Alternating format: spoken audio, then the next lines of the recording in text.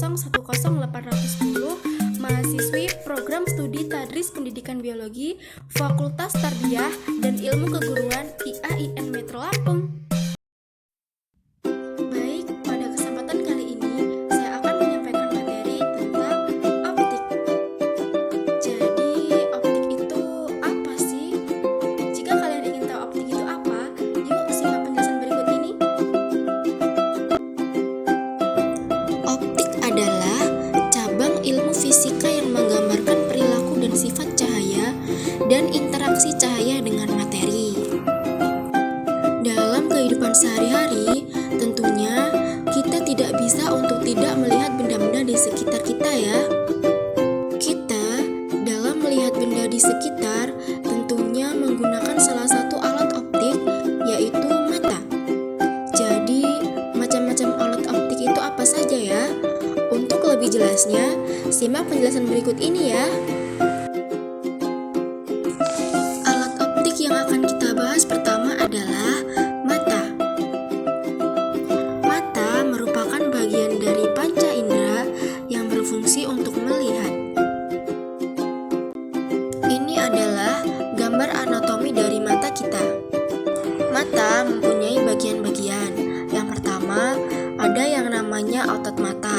Otot mata berfungsi mengatur besar kecilnya lensa.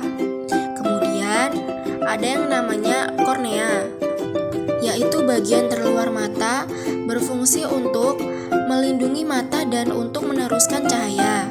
Kemudian ada yang namanya iris, yang berfungsi untuk memberikan warna pada mata dan mengatur besar kecilnya pupil. Sedangkan pupil itu sendiri adalah mengatur banyak sedikitnya cahaya yang masuk ke mata kita. Kemudian ada juga yang namanya aqueous humor. Ini adalah bagian dari lensa itu sendiri. Lensa berfungsi untuk membentuk bayangan di retina. Kemudian ada yang namanya vitreous humor. Di bagian belakang mata ada yang namanya sklera. Kemudian di bagian tengah ada yang namanya koroid. Kemudian di bagian lapisan paling dalam ada yang namanya retina. Retina adalah tempat jatuhnya bayangan.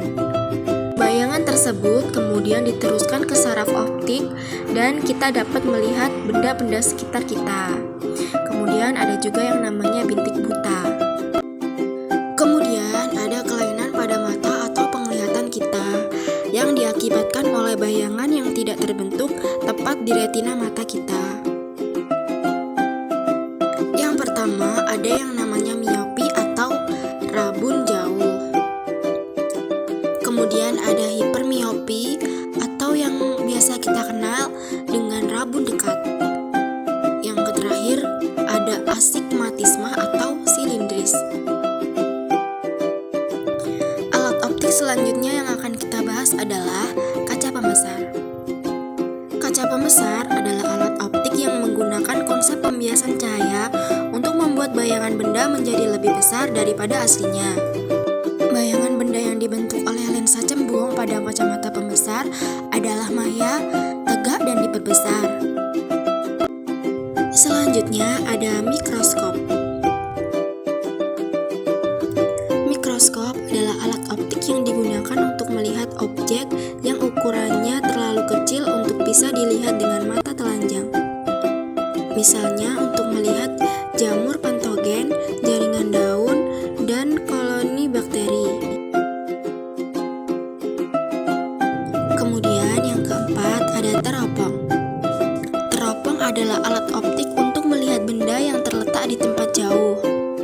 Penggunaan teropong cukup bervariasi sesuai dengan jenisnya. Kemudian yang kelima ada kamera. Kamera adalah alat optik yang dapat digunakan untuk merekam kejadian atau benda dalam bentuk gambar. Cara kerja kamera mirip dengan cara kerja mata. Kemudian yang keenam ada periskop. Periskop adalah alat optik sejenis dengan teropong untuk mengamati objek yang keberadaan angkasa. Periskop dapat membelokkan arah pandangan sehingga seseorang yang berada di kapal selam dapat mengamati keadaan permukaan laut saat sedang berada di dalam lautan. Kemudian yang ketujuh adalah proyektor.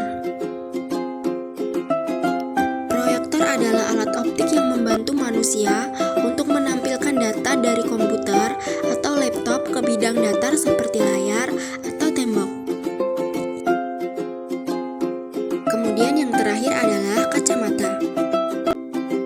Kacamata adalah alat optik yang digunakan untuk membantu melihat pada orang yang cacat mata. Wah, ternyata banyak sekali ya alat-alat optik. Selanjutnya, kita akan melanjutkan materi tentang dalil ilmu optik dalam Islam. Yuk, simak penjelasan berikut ini.